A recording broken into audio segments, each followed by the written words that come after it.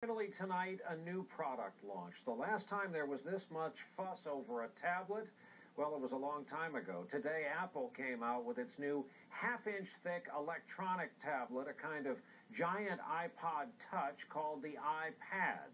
Critics immediately compared the name to a line of products for women, and they picked apart a few other features or lack of them. But for tech fans and a lot of regular folks, Apple might once again have landed on the next big thing. Our report on the unveiling from NBC's George Lewis in San Francisco. Steve Jobs is a master at this, letting the anticipation build and then the big announcement. And we'd like to show it to you today for the first time.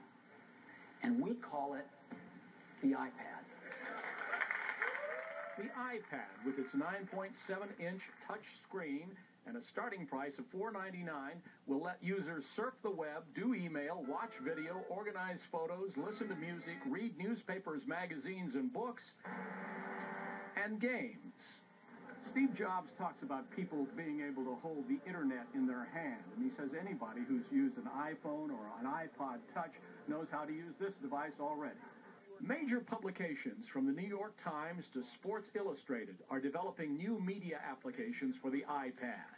Will people have to pay for this content? Absolutely. It's valuable.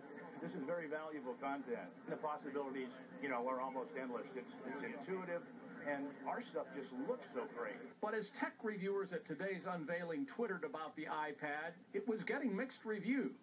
The software that I saw, I expected a little more, frankly. I expected a little more innovation from a company that's been so creative with user interfaces over the years. The reason At Abilene Christian University in Texas, where students already do classwork on iPhones, the school now plans to embrace the iPad.